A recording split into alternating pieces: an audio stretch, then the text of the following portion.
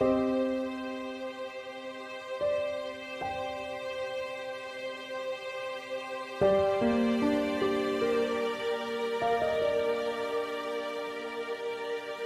the Bhagavad Gita, Krishna says, verse 15:7, "The living entities in this conditioned world are my eternal fragmental parts.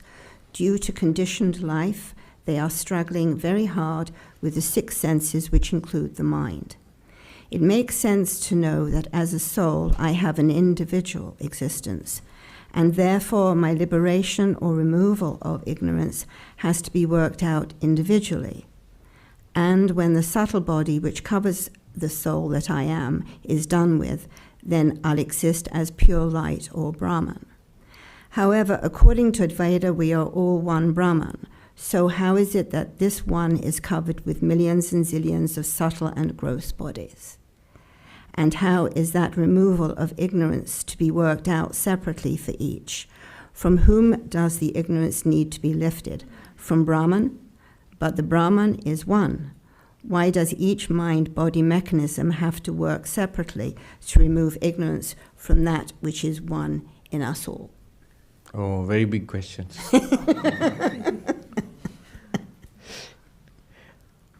I remember when I was a young monk, I visited one of the schools of Tibetan Buddhism. I was wandering in North India, so in a place called Dehradun, on the road to, what's the hill station? Mussoorie. On the road to Mussoorie, there is a big Tibetan monastery. So I visited that. And I had this question about the relationship between Advaita Vedanta and Tibetan Buddhism. So the head of that monastery, who was the head of a particular sect of Tibetan Buddhists called the Sakyapa. Yes. So I met him. And a long queue of people all taking his blessings. He's like the guru for thousands of people. So I was in the queue as a sort of honored visitor and told him which lineage I come from, that I'm a Hindu monk and so on. So I had this question. What is the relationship, similarities and dissimilarities between Tibetan Buddhism and Advaita Vedanta? He knew what I was asking. So he was a very gracious and wise man, huge, enormously, powerfully built. He was sitting and he looked down at me and he had this huge grin, And he said, "Big question, no time."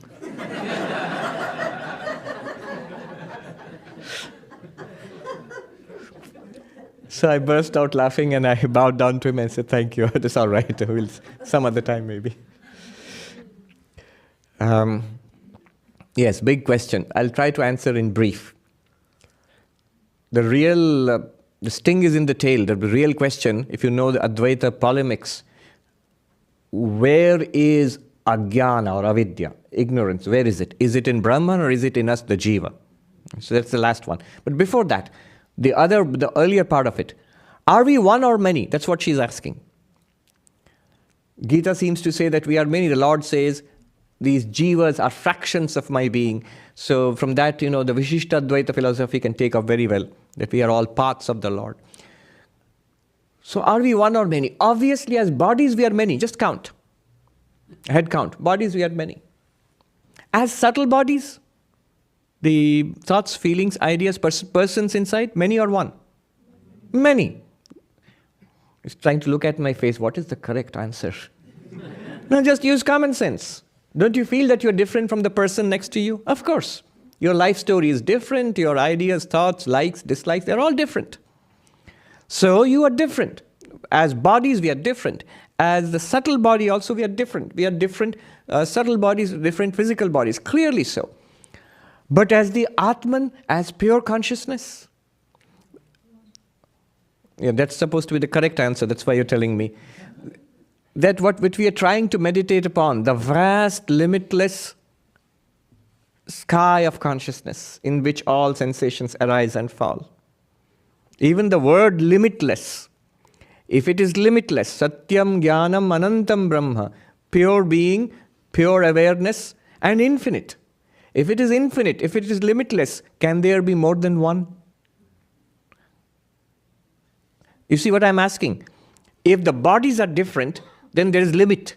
My body ends here and yours begins there. They say that my freedom ends where my nose ends and your nose begins. So, yes, there's a limit. These bodies are limited in space. I occupy this chair and not that chair.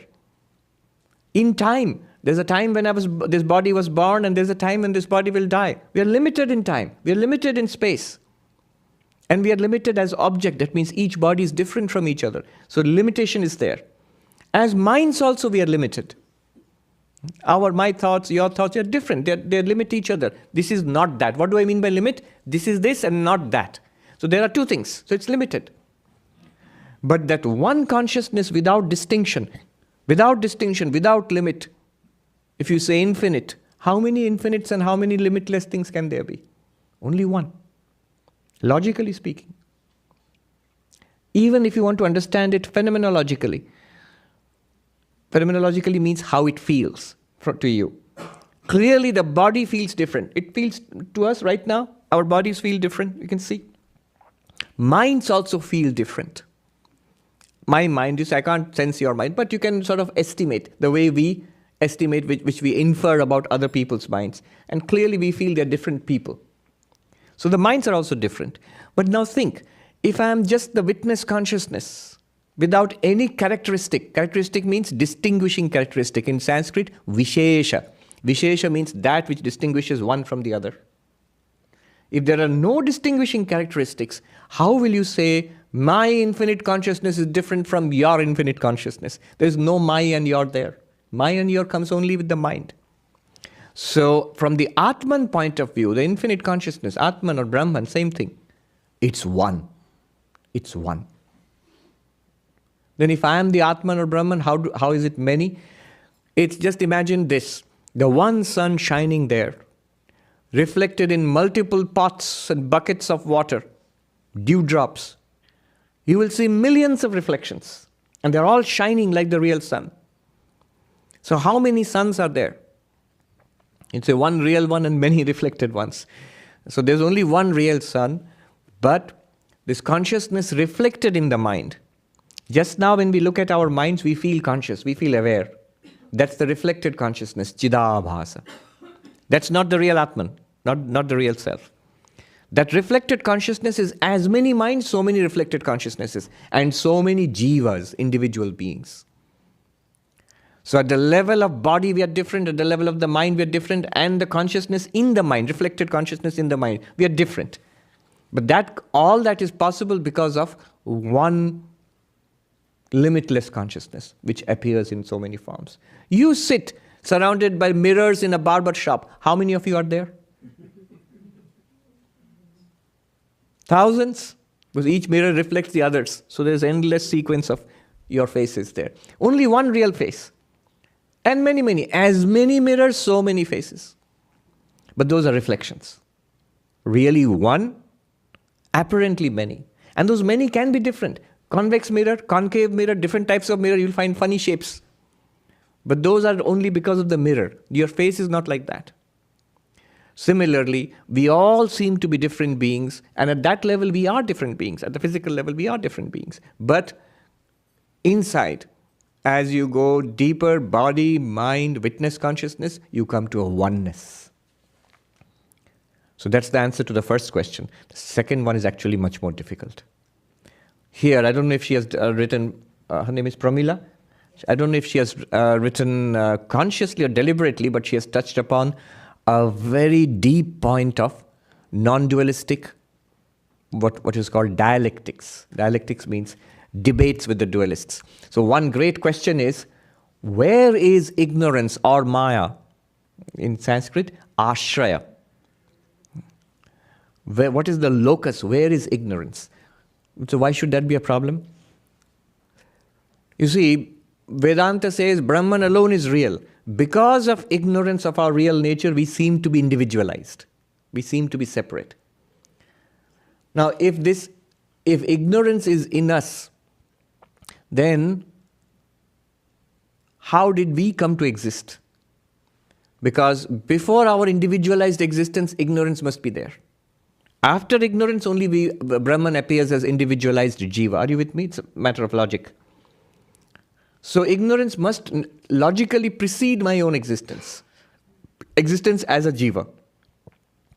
But then that means Brahman is in ignorance. Ignorance must be in Brahman, but that sounds very strange.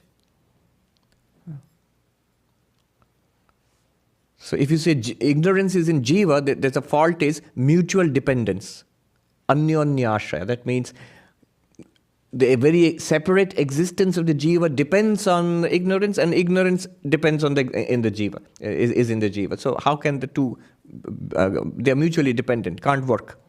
But if you say ignorance is in Brahman, another problem. How can ignorance be in the absolute reality? It's like saying there's darkness in the sun. There's no darkness in the sun. Darkness is there because the clouds obstruct our vision. So this question is a long and deep and involved question. There are two schools of Vedanta. One school, the one which we follow generally, is called the Vivarana school, coming from one of the disciples of Shankaracharya, Padmapada Acharya. So that school, technically, its position is that ignorance is in Brahman. So Brahman has ignorance? No, that is not a problem. What is the answer?